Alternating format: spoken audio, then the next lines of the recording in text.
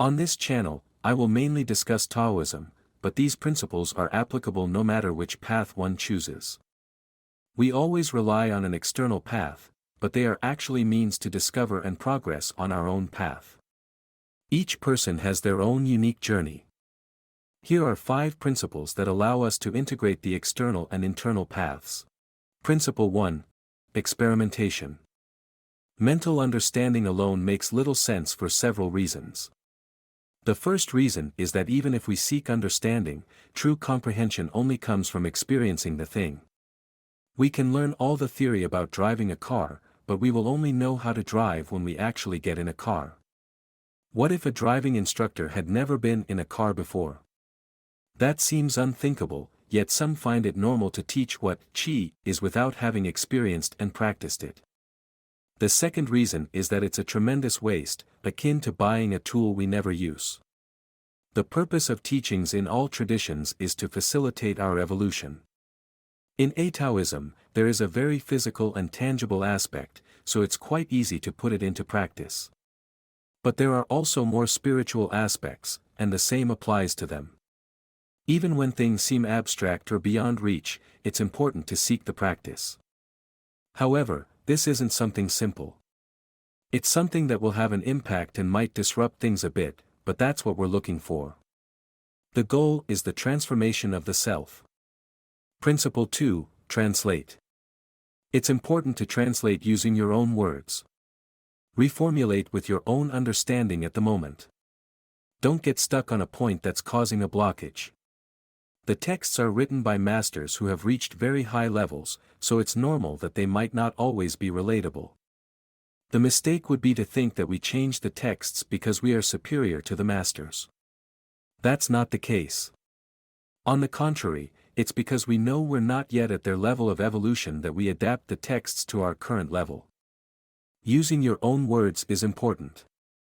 It goes hand in hand with practice. By putting it into practice, we experience it through our own structure and gain real understanding. It's natural for the words to change. Principle 3. Not translating. This is the exact opposite of the previous principle, but it's still quite logical.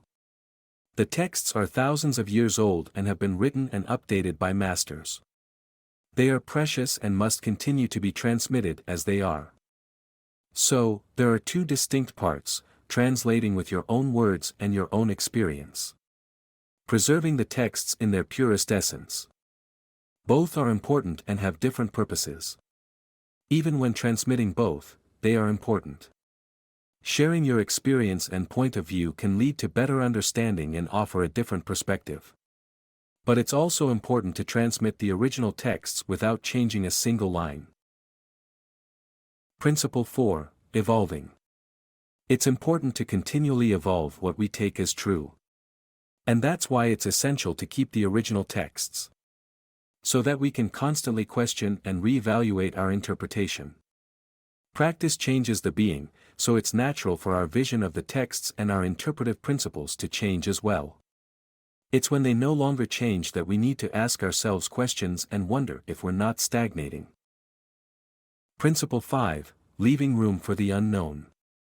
This is the most difficult principle, but also the one that allows the greatest leaps of evolution.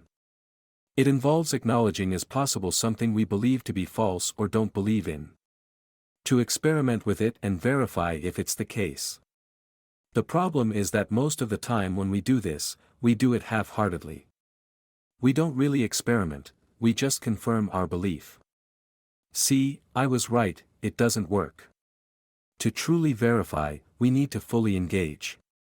A simple technique that can help is to remind ourselves that some have truly experienced it. All teachings start from something lived. A second approach that can help is to consider that if it's true, we'll gain an additional tool. And that's one more step forward on our evolutionary path. The most effective technique, by far, is to trick the mind. An example will clarify: if I don't believe in the I Ching, a Chinese divination method. To trick the mind, I should find a way to see the I Ching as something concrete and non-magical. I can think of it as merely drawing a symbol at random, and that within this symbol, there are keys that might help me progress with my issue. But any symbol could have given me a clue, so why not draw one randomly? With this approach, the mind will accept getting involved in the draw, and gradually will experience that it goes beyond randomness and there's a kind of magic to it. But it's entirely different, as this time we're living it and experiencing it. We find the same thing with the practice of qi. Some start by finding a rational reason. This allows them to fully experience it and realize that it's a bit more than that. The funniest part is that you can keep that belief. Those who use qi, believing it's something rational, engage with it just as much as those who think it's magical. The only difference is that I am convinced that when we think it's magical, the involvement and joy in the practice are infinitely greater, and therefore, so are the results.